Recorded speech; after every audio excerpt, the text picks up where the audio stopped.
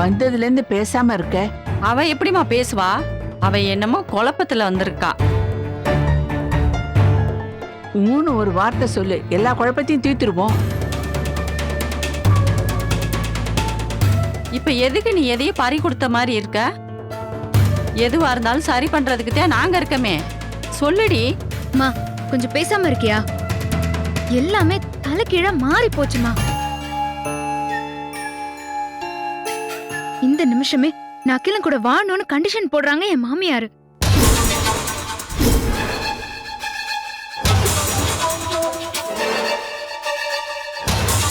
அப்படின்னா இன்னும் நீ வாழவே ஆரம்பிக்கலையா? இது என்னடி அதிசயமா இருக்கு? இதுல என்னமா அதிசயம் இருக்கு? எனக்கு அந்த வாழ்க்கை பிடிக்கல. அதை ஆரம்பிக்கணுங்கிற மைண்ட் செட்டுக்கும் இன்னும் நான் வரல. ஏய், என்னடி சொல்ற? பாட்டி, வாழ்க்கைய தொடங்குற அளவுக்கு இன்னும் மைண்ட் செட் வரலன்னு தான் நான் சொல்றேன். ஆனா கட்டாயங்கிற பேர்ல அந்த வாழ்க்கைய ஆரம்பிக்க வேண்டியதா இருக்கு. என்னது? வாழ்க்கை ஆரம்பிக்கிற மனநிலை இன்னும் வரலையா? நல்லா இருக்குடி, ரொம்ப நல்லா இருக்கு. இப்படியே இருந்தேனா விளங்கிரும். அப்புறம் உன் மாமியாக்காரி உண்டுலேன்னு பண்ணிடுவா. அம்மா கொஞ்சம் சத்தம் போடாம இருக்கியா?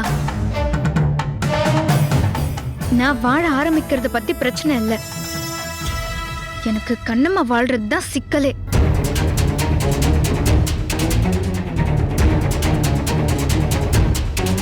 அவ பாட்டுக்கு வாழ ஆரம்பிச்சிட்டா, என்ன இப்படி சிக்கல்ல விட்டுட்டா. நாளைக்கு அந்த குடும்பத்தோட பேரனியோ பேத்தியோ பெத்து கொடுத்துட்டான்னா அது இன்னும் பிரச்சனையை ஏற்படுத்துமா?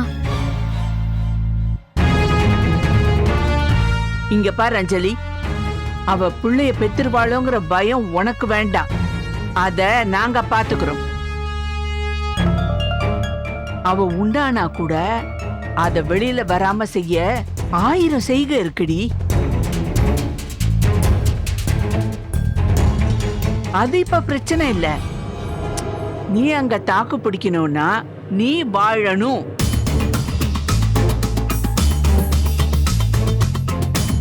இல்ல பாட்டி, எனக்கு பிரச்சனையே என்னால அகிலனோட வாழ்ற வாழ்க்கைக்கு மனப்பூர்வமா இன்னும் தயாராக முடியல.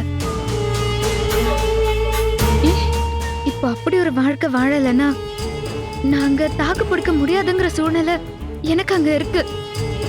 அதத்தான் என்ன பண்றதுன்னே தெரியல.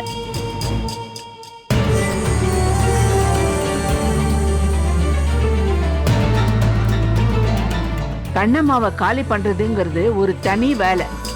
அத சுலபமா முடிச்சிடலாம். ஆனா அது மட்டும் உன்னை வாழ வச்சிராது. நீ அந்த வீட்டுல தாக்கு பிடிக்கணும்னா அதுக்கு கண்ணம்மாவை காலி பண்றது மட்டும் போதாது. அம்மா, இவ என்னம்மா சொல்றா? எனக்கு தலை சுத்துற மாதிரி இருக்கு. ஏய், நான் தான் விசாரிச்சுட்டு இருக்கேன்ல, பதட்டப்படாத.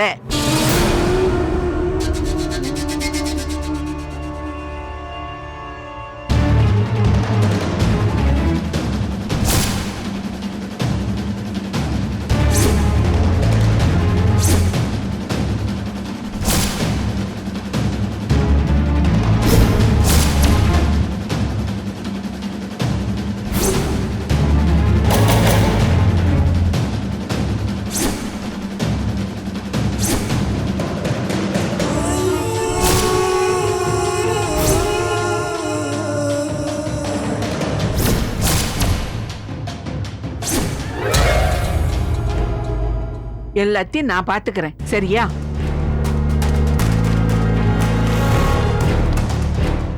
சரிம்மா, நான் கிளம்புறேன். ரொம்ப நேரம் ஆயிடுச்சு. நான் இங்க வரேன்னு சொல்லிட்டு கூட வரல. சரிடி, நீ எதை பத்தியும் கவலைப்படாத, நாங்க பாத்துக்கிறோம், சரியா? நீ சரி கிளம்பு. பாட்டி, நான் கிளம்புறேன். பை. வரேம்மா. ஏமா அஞ்சலி, மாமா எப்போ வந்த? இப்பதான் மாமா வந்தேன். அப்புறம் நான் வந்ததும் வராததுமா கிளம்பிட்டேன். இல்ல மாமா, நான் ஒரு வேலையா வந்தேன். அதான் எல்லாரையும் பார்க்கலாமேன்னு. ஓ அப்படியா? சரி, நீ பஜார் வழியா தானே போற? ஆமா மாமா. எனக்கு கூட அங்க கொஞ்சம் வேலை இருக்கு. நான் போற வழியில அப்படியே இறங்கிக்கிறேன். சரி வாங்க. இதோ வந்துடுறேன். சரி வந்துடுறேம்மா.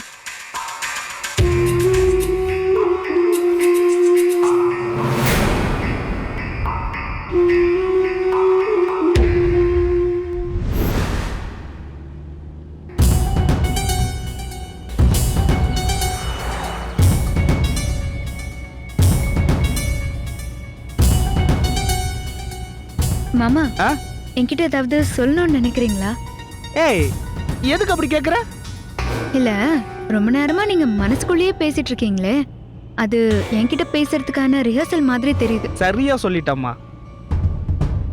மனசுக்குள்ள நான் பேசிக்கிறதெல்லாம் சரியா சொல்ற. இது ஒரு மகத்தான புரிதல் தான். நிச்சயமா இப்படி ஒரு புரிதல் உள்ள ஒரு பொண்ணு தப்பா வாழவே முடியாது. நான் நல்லவனா இல்ல கெட்டவனாங்கிறது முக்கியம் இல்லை. ஆனா சின்ன வயசுல உனக்கு காது குத்தி மொட்டை போட்டது தாய் மாமாங்கிற முறையில என் மடியில வச்சுதான். உன் நல்லது கெட்டதுல எனக்கு நிறைய அக்கறை இருக்குமா. அந்த அடிப்படையில நான் உங்ககிட்ட கொஞ்சம் பேசணும். சொல்லுங்க மாமா. இயல்புல உனக்குள்ள ஒரு நல்ல தன்மை இருக்குமா. ஆனா அதை அப்பப்போ இந்த கிழவிக்கிட்டையும் அக்கா கிட்டையும் பேசி அதை நீ ஒளிச்சற. நீயா இருந்தன்னா நல்லா இருப்ப. மாமா, அந்த கண்ணம்மாவை பத்தி பேசினது சொல்லிட்டு இருக்கீங்களா? இல்லம்மா, நான் அதை பத்தி எல்லாம் எதுவும் பெருசா எடுத்துக்கிறதே இல்லை. எனக்கு ஒரு நம்பிக்கை இருக்குமா. இங்க யாரும் யாருக்கும் வாழ்க்கை கொடுத்துடவும் முடியாது, யாரும் யாரோட வாழ்க்கையையும் தட்டி பறிச்சிடவும் முடியாது. அவங்க விதிப்படிதான் வாழ்க்கை அமையும். அப்புறம் எதுக்கு இந்த அட்வைஸ் எனக்கு? கையில கிடைச்சிருக்கிற இந்த நல்ல வாழ்க்கைய முறையா வாழாம போயிடுவியோன்னு எனக்கு பதட்டமா இருக்குமா. எங்க ஆத்தாலும் எங்க அக்காவும் உன்னை கெடுத்துருவாங்க போலன்னு நினைக்கிறேன். மாமா, ஒண்ணு மட்டும் நல்லா தெரிஞ்சுக்கோங்க. அவ அந்த வீட்ல இருக்கிற வரைக்கும் என்னால நல்லா வாழவே முடியாது, சந்தோஷமாவும் இருக்க முடியாது மாமா. இல்லம்மா, உன்னை அப்படி உருஏத்தி வளர்த்துருக்காங்க, அது தப்பு. அகில உன்னை விரும்பி கல்யாணம் முடிச்சிருக்கான். அவன் உன் கூட வாழ்றதுக்கு அவ்வளவு பிரியமா காத்துக்கிட்டு இருக்கான். நீ அதை பத்தி மட்டும்தான் யோசிக்கணும். ஆனா நீ என்ன பண்ற அஞ்சலி? கண்ணம்மாவை எப்படி காலி பண்றது, அவளை எப்படி வாழ விடாம பண்றது, என்னெல்லாம் பண்ணலான்னு ஐடியா கேட்டு தெரிஞ்சுக்கிட்டு இருக்க. அவளை கெடுக்கிறதுல காட்டுற கவனத்தையும் அக்கறையையும் நீ வாழ்றதுல காட்டலாமா. அந்த குடும்பத்துல முக்கியமா அகிலனுக்கும் உங்க மாமியார் சௌந்தர்யாவுக்கும் உன் மேல அவ்வளவு அன்பு இருக்கு. அதனால நீ என்ன சொன்னாலும் உன்னை கொஞ்சம் விட்டு பிடிச்சுதான் பாப்பாங்க. ஆனா அழகு மேல இருக்கிற பிரியம் எல்லாம் தற்காலிகமானதுதான். அது என்னைக்கு வேணும்னாலும் உடைஞ்சு போகும். அப்படி உடைஞ்சு போறதுக்கு முன்னாடி நீ வாழ ஆரம்பிக்கலன்னா உன்னை அவங்க எவ்வளவு நேசிக்கிறாங்களோ அவ்வளவும் வெறுக்க ஆரம்பிச்சிருவாங்க. மாமா, எங்க அத்தை சௌந்தர்யாவை பொறுத்த வரைக்கும் அவங்களுக்கு பிடிச்ச ஒரே ஒரு மருமக நான் தான். அது எல்லாமே சரிதாம்மா. பிடிச்ச மருமகங்கிறதுக்காக ஃப்ரிட்ஜில் வச்சு பார்த்துக்க முடியாதுல்ல. வாழ்றதுக்காக தான் அந்த வீட்டுக்கு உன்னை மருமகளாக்கியிருக்காங்க. அகில உன் மேல அன்பா இருக்கான். அந்த அன்பு தான் உன்னை அந்த வீட்டுல தக்க வச்சிருக்கு. அவன் என்னைக்காவது உன் கூட நல்ல வாழ்க்கைய நாம வாழ்வோன்னு நம்புறான். அந்த நம்பிக்கை தான் அவனை இன்னும் பொறுமையா இருக்க வச்சிருக்கு. இப்படி யோசிச்சு பாரு. இனிமே இவளோட வாழவே முடியாதுன்னு அகிலன் முடிவு பண்ணிட்டான்னா இவன் நம்ம புள்ளையோட வாழ மாட்டேங்கிறா, நம்ம புள்ளைக்கு பண்ணி வச்ச கல்யாணம் வேஸ்ட்னு உங்க மாமியார் யோசிச்சா இந்த வாழ்க்கை காலாவதி ஆகி போகும். பெரும் காதலோட ஆரம்பிச்ச நிறைய வாழ்க்கை டைவர்ஸ்ல தான் முடிஞ்சிருக்கு. அகிலனோட பொறுமையை ரொம்ப சோதிக்கிற அஞ்சலி. அவன் பொறுமை எழுந்து உன்னை டைவர்ஸ் பண்ண முடிவு பண்ணிட்டான்னா உன் நிலைமை என்னன்னு சொல்லு. அந்த வீட்டுல உனக்கு இடம் இருக்காது. அந்த வீட்டுல மட்டும் இல்ல, இந்த வீடும் இருக்காது.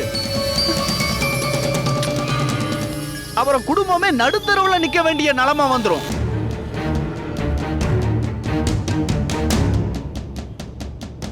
நல்லா யோசி அஞ்சலி.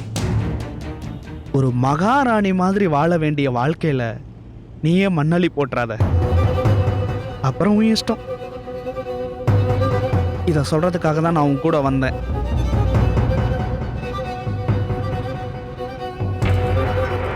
நான் இப்படி வண்டியை ஓரமா நிறுத்திக்கிறேம்மா. நான் இறங்க வேண்டிய இடம் வந்துருச்சு. சரி, இங்கிருந்து நீ போய்ப்பல்ல. பார்த்து பத்திரம். பாய்.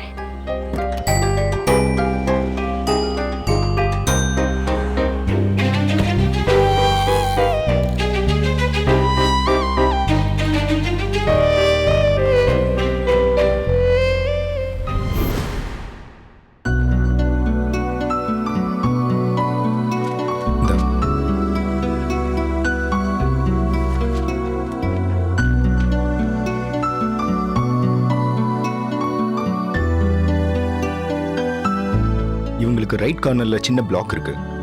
பொதுவா கர்ப்பத்துல இந்த மாதிரி வர்றது ரொம்ப ரேர். பட் டெலிவரியில எந்த ப்ராப்ளமும் இருக்காது, பாத்துக்கலாம். சார் 12 வருஷத்துக்கு அப்புறம் கன்சீவா இருக்கேன் சார். புள்ள நல்லபடியா பிறக்கணும் சார். இங்க பாருங்கம்மா, அதுக்காக தான் பாரதி சாரை செக் பண்ண சொல்லிருக்கேன். சிட்டில இருக்க கார்டியாலஜிஸ்ட்ல நம்பர் 1 பாரதி சார் தான். வெண்பா, டூ மச் ஆஃப் இன்ஃபர்மேஷன் பாசிட்டிவாவோ நெகட்டிவாவோ பேஷண்ட்டுக்கு கொடுக்கறது தப்பு. இதோ பாருங்கம்மா, உங்களுக்கும் உங்க குழந்தைக்கும் எந்த பிரச்சனையும் இல்லை, பயப்படாம இருங்க. இதுக்கப்புறம் நீங்க இன்னும் கொஞ்சம் கேர்ஃபுல்லா இருக்கணும்.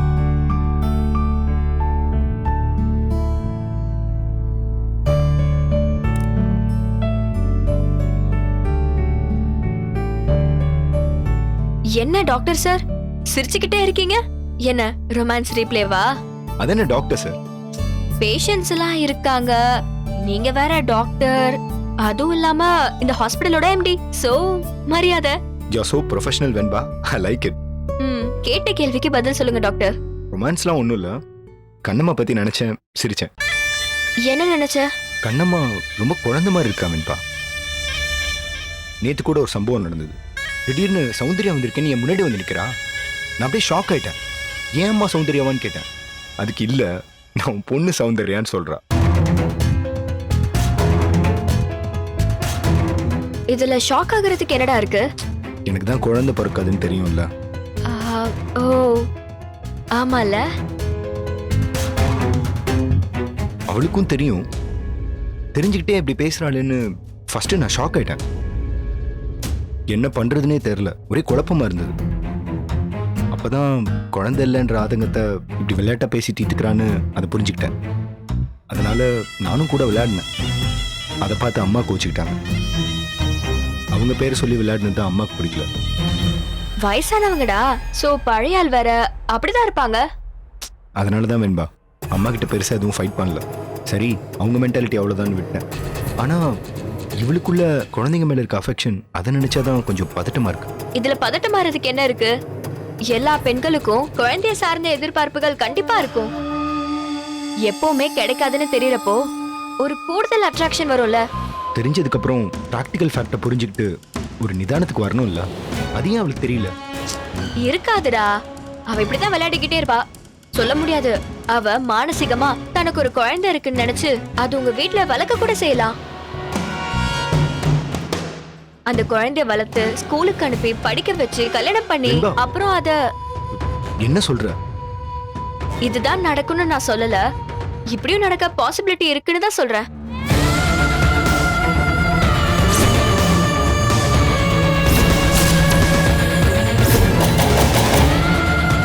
நீ சொல்றத நினைச்சு பார்த்தா ரொம்ப பயமா இருக்கு வெண்பா.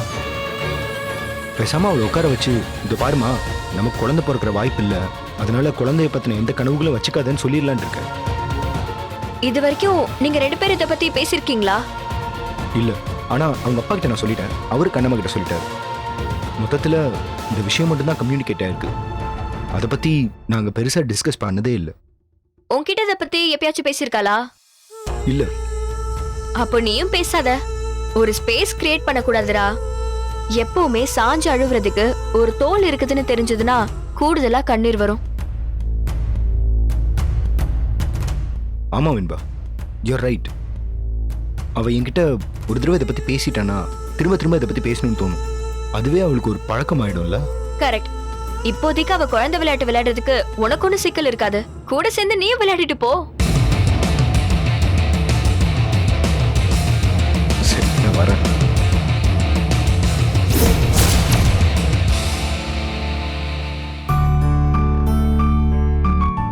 வேணுப்பா, ரொம்ப நாளைக்கு அப்புறம் அறிவு கேக் பண்ணிருக்கா. சாப்பிட்டு பார்த்துட்டு ரொம்ப பிரமாதமா இருக்குன்னு சர்டிபிகேட் தரணும், அதானே விதிமுறை. சூப்பர் வேணுப்பா, இந்தாங்க சாப்பிடுங்க.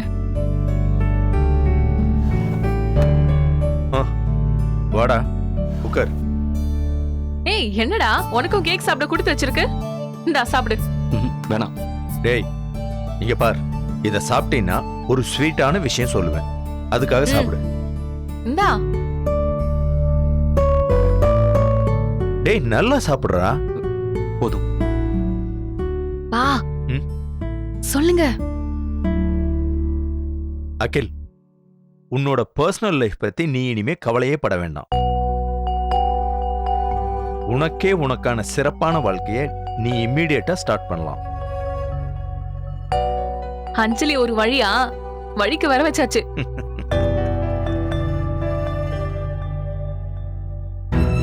அப்பா கேக் ஸ்வீட்டா இருந்தது. நீங்க சொன்ன செய்தி இனிக்கலன்னு சொல்றான்ப்பா. டேய், அது இனிக்கலனா நீ நம்பலன்னு அர்த்தம். ஆமா, இப்பெல்லாம் வாழ்க்கையில நான் எதுவுமே நம்புறதில்ல. ஏதாவது நல்லது நடந்தா அது அதிர்ஷ்டம்னு எடுத்துக்குவேன். இதுல இருந்தே தெரியுதுடா நீ எவ்வளவு பாதிக்கப்பட்டிருக்கன்னு. அஞ்சலி உன் கூட வாழ வேண்டிய அவசியத்தை புரிய வச்சாச்சு. ஆமாண்டா, சித்தி இன்னைக்கு அஞ்சலி லெஃப்ட் அண்ட் ரைட் வாங்கிட்டாங்க. நீ அவனோட வாழலனா உனக்கு வாழ்க்கையே இல்லைன்னு சொல்லிட்டாங்க. குறைந்தபட்ச பயத்திலேயாவது அவ இதுக்கு சம்மதிப்பான்னு எனக்கு தோணுது. எனக்கு நம்பிக்கை இல்லப்பா. என் காதல் செய்யாத வேலைய அம்மாவோட மிரட்டல் செய்யுன்னு நான் நம்பல.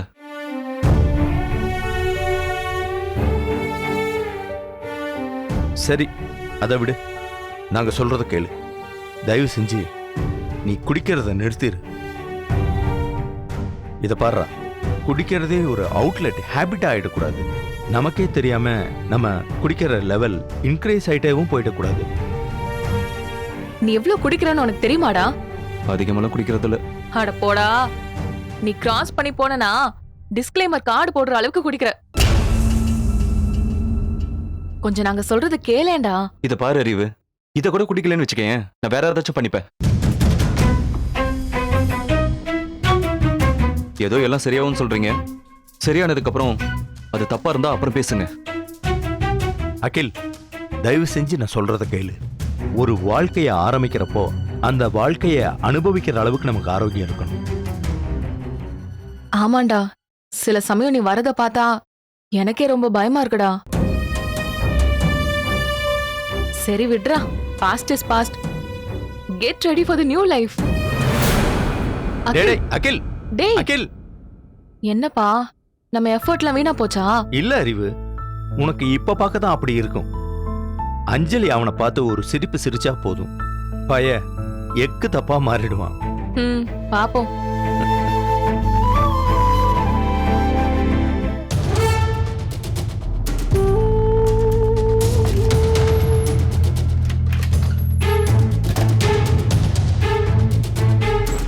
என்ன வர வழியில அட்வைஸ் மழையா? எனக்கு 2 நாளா நடந்துட்டு இருக்கு. உனக்கும் நடக்கும்ல, அதான் கேட்டேன். நான் எதையும் காது கொடுத்து கேட்கல அஞ்சலி. என்ன நான் எதையுமே நம்பல. புரியல. அஞ்சலி மனசை மாத்திட்டோம், அவ உன் கூட வாழ ஆரம்பிச்சிருவான்னு சொன்னாங்க. எனக்கு ரொம்ப சிரிப்பா வந்துருச்சு. என் காதல் மாத்தாத மனச எந்த கோவமும் மாத்தாதுன்னு நான் நம்புறேன். மனசு மாறுது மாறலங்கிறத பத்தி யாருக்கும் கவலை இல்ல அகில். வாழ்க்கைய நிர்பந்தப்படுத்துறாங்க. நான் கூட வாழ்ந்தே ஆகணுமா, அதுவும் உடனே. அந்த கட்டளையெல்லாம் நம்மள கட்டுப்படுத்துமா? அது வெறும் கட்டளை இல்ல, த்ரெட்டனிங். இப்போ நீ வாழ்க்கைய ஸ்டார்ட் பண்ணலனா உனக்கு இங்க இடம் கிடையாதுன்னு சொல்றாங்க. அம்மா இப்படியே சொன்னாங்களா? இன்னும் நிறையவே சொன்னாங்க. அந்த சொல்லலாம் என்னால ஏத்துக்கவே முடியல.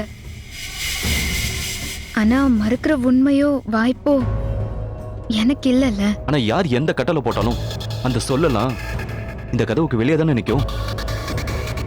சோ நீயே நம்ம வாழ்க்கையை ஆரம்பிக்கலாம்னு சொன்னா கூட நான் நம்ப மாட்டேன். அகில், நம்ம இதுக்கெல்லாம் ஒரு முடிவு எடுத்தாகணும். சரி வா, இப்ப சேர்ந்து வாழலாம்னா வருவியா?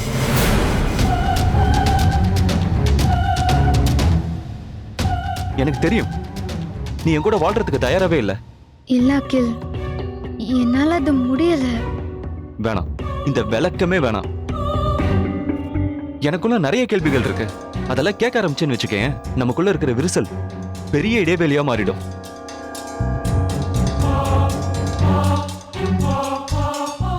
நம்ம பேச வேண்டிய இடத்துக்கு வந்துட்டோம் அகில். மனசுல இருக்கிறத வெளிப்படையா பேசிடலாம். சரி, இப்போ உங்ககிட்ட ஒரு கேள்வி கேட்கிறேன், அதுக்கு மட்டும் பதில் சொல்லு. எப்பவாவது பை சான்ஸ் என் மேல காதல் இருந்ததா உனக்கு? உண்மையிலேயே உன்னை நான் காதலிக்கல. ஆனா அதை இப்ப சொன்னேன்னா மொத்த வாழ்க்கையும் சரிஞ்சு சமாதி ஆகிரும். சொல்ல அஞ்சலி. உனக்கு ஏன் இப்படி ஒரு சந்தேகம்? இல்ல அஞ்சலி, நீ என்ன கல்யாணம் பண்ணதுக்கு வேற ஏதோ ஒரு காரணம் இருக்கு. அது காதல் மட்டும் இல்ல.